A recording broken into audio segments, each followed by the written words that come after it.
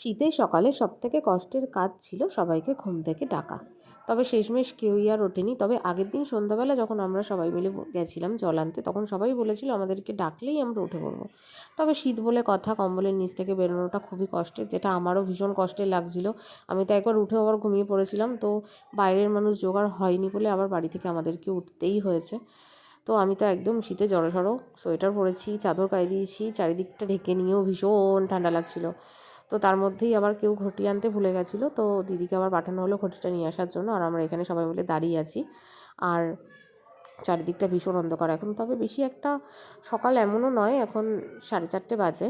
তো এখনই যে চলে এসেছি সবাই মিলে পুকুর পাড়ে জল নিয়ে যাওয়ার জন্য। তো জলটা নিয়ে যাওয়ার পরেও অনেক নিয়মকানুন আছে। মামাকে দই খই খেতে দিতে হবে, মামাকে অধিবাস করাতে হবে। তো সকাল হওয়ার আগেই এই কাজকর্মগুলো সেরে নিতে হয়, যে কারণে একটু সকাল সকাল যাওয়া। তবে এটা যদি গরমকাল হতো অনেক লোক আসতো। তো চলো বাড়ি গিয়ে মামাকে অধিবাসের কাজকর্মটাও শুরু করতে হবে। তো জলটা চটপট করে মা ভরে নিচ্ছে। তো সবথেকে ইন্টারেস্টিং ব্যাপার, জল ভরার সময় কিন্তু আমাদের কাঁচি বা মানে কী যেন ওটাকে বলে, ছুরি নয়, কাঁচি টাইপের কিছু একটা প্রয়োজন পড়ে। তবে বাড়িতে কোথাও কাঁচি পাওয়া যায়নি, যেই কারণে মা ছুরি নিয়ে চলে এসেছে জল কাটার জন্য। এটা নিয়ে সবাই আমরা ভীষণ হাসাহাসি করছিলাম। তো জল ভরা কিন্তু আমাদের কমপ্লিট। এখন আমরা বাড়ির দিকে যাব।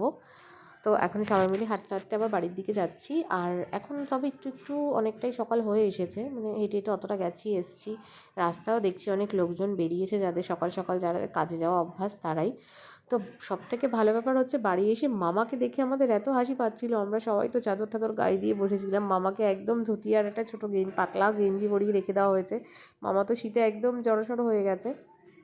আর এদিকে বাড়ি এসেই মা হলুদ বাটার কাজকর্ম সেরে নিচ্ছে তাড়াতাড়ি করে, কারণ মামার ভীষণ শীত করছিল। মামা বারবার বলছিল সব কিছু তাড়াতাড়ি করে নিতে, মামা আবার ঘুমোবে। তো বেচারা না পেরে মানে গামছা দিয়েই চাদর বানিয়ে গায়ে দিয়ে নিয়েছে, এতটাই শীত করছিল। তো এখন টুকটাক কিছু নিয়মকানুন করা হচ্ছিল। তারপরে মা মামাকে একটু সাজিয়ে গুছিয়ে দিচ্ছিল, চিরুনি দিয়ে চুল আঁচড়ে দিচ্ছিল, আয়নাতে দেখাচ্ছিল, মানে এগুলো সমস্ত নিয়মের মধ্যেই পড়ে। তো তারপরে মামাকে দিয়ে দেওয়া হয়েছে দই খই খেতে। তো মামা সকালবেলা আমি ভাবতে পারিনি যে মামা খাবে, তবে মামা খেয়ে নিয়েছে। বলছে সারাদিন আর আমাকে কিছু খেতে দেওয়া হবে না, কষ্ট হলেও এটা আমাকে খেয়ে নিতে হবে।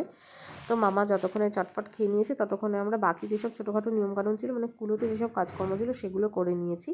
তো মামার খাওয়া দাওয়ার ডান। আর আমরা কি করছিলাম দুজনে মিলে, আমি আর দিদি মিলে বসে বসে দই খাচ্ছিলাম আর অপেক্ষা করছিলাম ততক্ষণে অধিবাসী নিয়মকানুনটা শেষ হবে, আমরা ব্রাশ করে মিষ্টি খাবো। মিষ্টি খেতে আমরা এতটাই ভালোবাসি যে এই ভোরবেলা 5টার সময়ও আমরা ব্রাশ করেছি শুধুমাত্র মিষ্টি খাবো বলে। তো মামাকে এখন মা হলুদ টলুদ মাখিয়ে দিচ্ছে, হলুদ টলুদ মাখিয়ে দেওয়া হয়ে গেলেই আমরা গিয়ে শুয়ে পড়বো, কারণ নিয়মকানুন এটাই শেষ।